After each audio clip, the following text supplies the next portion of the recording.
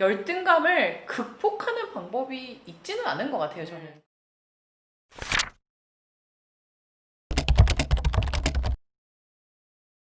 확실히 심리학을 공부하는 게 도움이 많이 되는 맞아요. 것 같아요. 왜냐면 어디서 이런 것들이 비롯되고 어떤 행동을 해야 내가 좀 좋아질 수 있을까 뭐 이런 얘기를 하는데 좀 그런 얘기로 넘어가 볼까요? 네네. 뭐 여러 가지 열등감 극복 방법들이 있다고 얘기를 하는데 이제 제가 소개를 좀 드리고 싶은 거는 이제 정반대의 행동을 하기라는 이제 심리 치료에서 많이 하는 것 중에 하나예요. 이제 이게 뭐냐면 모든 감정은 어떤 행동 경향과 관련이 있어요. 예를 들어 화가 나면 공격 뭐 이런데 이제 수치심은 좀 숨는 거랑 관련이 있어요. 뭔가 다른 사람들한테 내 모습을 안 드러내고 숨기고 약간 점점 더 어두워지고 이제 어두움의 길로 이제 가게 되는 건데 오히려 이제 감정과 정반대의 행동을 하다 보면 그 감정이 수그러든대요. 예를 들어 우울하면 철회하지 말고 더 나가서 뭔가 행동을 하고 그렇죠 그런 건데 수치심 같은 경우에도 이제 할 수 있는 정반대의 행동이 뭔가 아주 안전하다고 생각하는 사람한테는 정말 그냥 내가 수치스러운 부분을 공개하기, 아주 안전한 사람들, 나를 거부할 것 같지 않은 사람. 그게 누구냐면 임상심리 전문가. 그게 임상심리 전문가예요.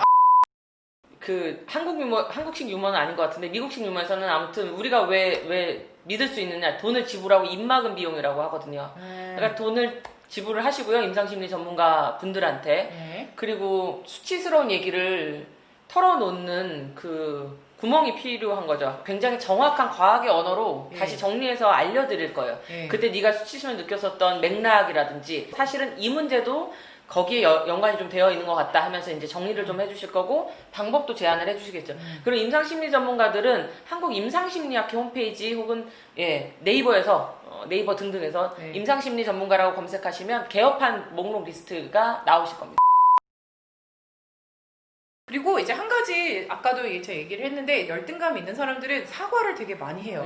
과하게 사람들이 뭐 잘못한 것도 없는데 그냥 약간 입에 달고 사는 것 같아요. 근데 그게 약간 그런 것에서 비롯된 것 같거든요. 그래서 사과하지 말래요. 되게 좋은 것 같아요. 적절한 때는 하세요. 그러니까 사과 진짜 잘못하면 사과해야지. 그러니까 맞아요. 그러니까 이거는 사과하는 일은 확실히 사과하시고 안 하셔야 되는 건 진짜 안 해야 되는 거예요. 본인이 본질적인 부분에 대해서 뭐 제가 성격이 이래서 죄송하면 저는 이런 얘기 많이 하거든요.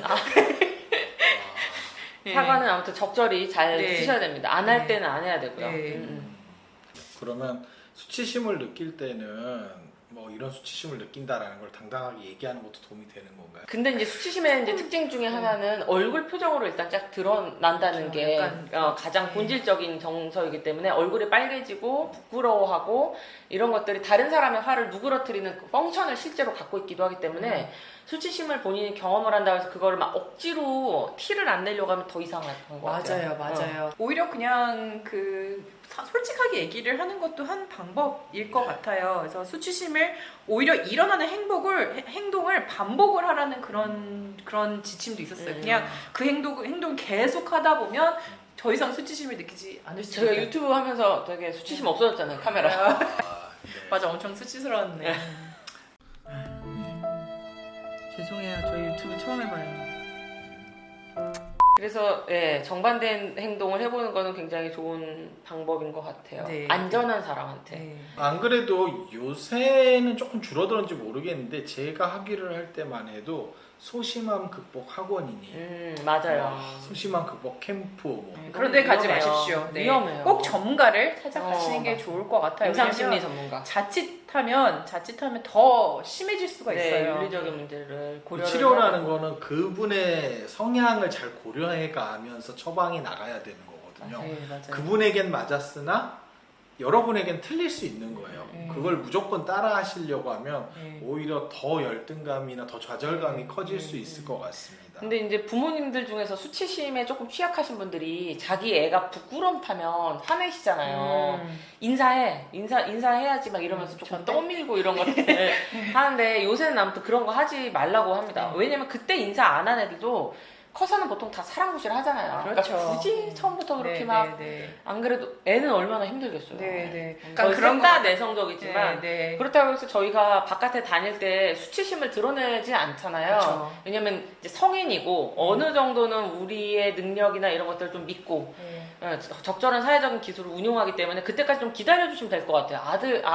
아이들한테 막 일부러 처음부터 훈련시키고 네, 그럴 필요 억지로 왜냐면 훈련시킬 필요 자존감만 없어요. 낮아져요. 계속. 네, 부모님들 그거 진짜 꼭 명심해 주셨으면 좋겠어요. 애들은 한 가지 방식으로만 잘 되는 게 아니고요. 각자의 방식으로 나름의 성장하고 성공을 있죠. 이뤄낼 수 네, 있습니다. 그럼요. 예. 아직까지도 저는 그런 감정을 느끼고요. 그런데 대신에 이제 좀 성장을 하면서 그런 것들을 잘 숨기고 해결하는 방법을 조금 더 잘 맞아요. 습득을 한 것 같아요. 뭔가 그런 것들이 없어진 것은 아니고요. 음. 그냥 어딘가 뭐 마음 깊숙이 있고 가끔씩은 이제 그냥 좀 생각도 많이 나고 그러는데 그런 것들이 이제 다른 사람 앞에서 너무 심하게 드러나지 않는 방법 뭐 그런 것들에 대해서 너무 이제 내 생활이 제약받지 않는 방법 이런 것들을 조금 더 터득하게 되는 것 같아요. 맞아요. 하고 다른 한편은 저는 수치심이 주는 메시지를 자꾸 읽으려고 하거든요. 수치심을 충분히 경험하려고 해요. 내가 지금 잘못한 거다 이거는 하면서 다시 제 행동을 교정을 하고 다시 마인드 컨트롤하고 이렇게 하는 거거든요. 그래서 네. 저는 수치심을 잘 이용하려고 하는 편이고요. 네. 네, 네. 그렇습니다. 열등감을 활용을 잘하면 음. 개인의 발전 동력이 됩니다. 맞아요. 그 아들러가 했던 예, 얘기죠. 그렇죠. 네. 그 전까지는 대부분 다 인간의 성격이나 모든 심리적 문제는 다 프로이드 방식으로 다 성적인 문제 때문에 생기는 거라고 생각했었는데 아들러 같은 경우가 이분이 열등감이 많다 보니까 다른 부분을 집중하면서 우리 어떤 심리학의 어떤 바라보는 관점을 더 넓혀주신 거죠. 맞아요. 그러니까 내가 극복할 수 있다는 믿음이 있으시면 열등감이 꼭 나쁘진 않은 거죠. 네. 그렇죠. 젊을 때는 에너지들이 많으셔갖고 네. SNS도 되게 열심히 잘 보시는 것 같고 음. 근데 제가 가끔 하는 얘기 중에 그게 예를 들어서 페이스북에 친구가 365명이 있는데 그 365명이 다 힘들게 살다가 하루에 딱 한 번씩 좋은 일이 생겨요. 1년에 딱 한 번씩. 근데 걔네들이 1년에 딱 한 번 좋은 일이 생겨서 한 번씩만 게시물을 올려도 내 페이스북에는 계속 매일매일 좋은 일들만 일어나는 것 같은 거예요. 내 그렇죠. 친구들 눈에, 네. 내 친구들한테는. 그걸 보고 있으면 얼마나 압도적으로 되게 나만 힘들겠어요. 네. 근데 본인도 생각해보면 1년에 딱 하루는 행복할 수 있잖아요. 그렇죠. 그러니까 고만고만하다니까요. 원래 그렇죠. 인생이 고해요. 원래 인생이 불가해서 고통이라고. 왜곡되게 보는 것 같아요. 정말로 다른 사람의 행복에 대해서 굉장히 크게 보고 또 그 행복이 나의 불행하고 이렇게 견주어서 자꾸 생각이 되고 다른 사람이 행복해지면 내가 불행하다고 느껴지고 이런 것들. 근데 그 두 개는 솔직히 별개죠. 독립적인 건데 별개인데. 맞아요. 에너지를 예, 질문 중에 또 그런 게 있었어요. 우월감과 열등감은 반대 개념이냐? 우월감은 저희가 봤을 때 열등감의 또 다른 표현으로 저희가 보잖아요. 네. 그러니까 과잉 보상하려고 하고 그렇죠.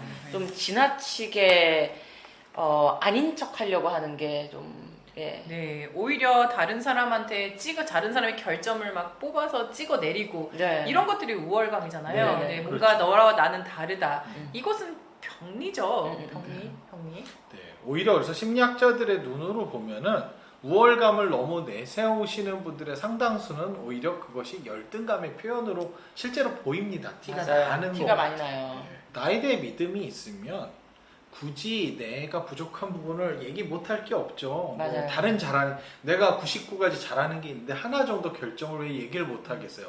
그런 거에 발끈하고 난 너보다 다 더 뛰어나거든. 이렇게 얘기하는 사람이야말로 어떻게 보면 열등감이 가득한 거겠죠. 맞아요. 정리를 한번 해볼까요? 네. 저는 아까 말씀드렸던 그 얘기 드리고 싶어요. 각자는 각자 방식의 성공이 있다. 맞아요. 그리고 뭐 혹시라도 이런 열등감, 본인이 심한 열등감을 가지고 있다고 생각하시는 분들은 이거를 극복을 뭐 이걸 이겨서 내가 더 잘나야겠다 이런 생각보다는 좀 더 당당하시고 그런 모습도 역시나 본인의 모습이기 때문에 그런 것들을 조금 더 이제 수용하고 그리고 좀 더 그런 걸 숨기는 방법들 이런 것들을 더 생각을 해보면 좋을 것 같아요. 뭐 열등감을 극복하는 방법이 있지는 않은 것 같아요. 저는 그렇죠. 네, 네. 극복을 해야 좀 된다고 더 생각하는 편안해지는 방법. 그렇죠. 이 있는 것 같아요, 저는. 그리고 열등감을 경험을 하고 계신다면 특히 그 사람만 봤을 때 그 사람이나 그런 상황일 때 특히 수치심, 특히 열등감을 느낀다면 자기 안에 있는 문제를 탐색하기 되게 좋은 길잡이인 것 같아요. 그거를 좀 잘 들여다보셨으면 좋겠고, 마지막으로 저는 꼭 부모님들은 자기 아이들이 나중에 자랐을 때 어떤 평을 들었으면 좋겠는지 그걸 염두에 두면 많은 것들이 조금 바뀔 네. 거예요. 적어도 다른 아이랑 비교하면서는 안 키울 것 같은 거예요. 맞아요. 혹시 그건- 보시는 분들 중에 이런 생각 드시는 분도 있을 것 같아요. 말이 쉽지 그게 되냐? 라고 하시는 분도 있을 텐데 그렇다면 임상심리 임상심리 전문가를 찾아서 맞아요. 심리 치료를 결론이 받으시면 좋다. 됩니다. 네네. 이게 가장 어떻게 보면 네. 상담을 받기 좋은 주제 중에 하나예요. 맞아요. 맞습니다. 정리할까요? 네. 알겠습니다. 오늘 시청해주셔서 너무 감사하고, 휴가철입니다. 네. 네, 휴가 네. 잘 즐기시고요. 네, 네, 감사합니다. 다음에 뵙겠습니다. 네. 감사합니다. 네.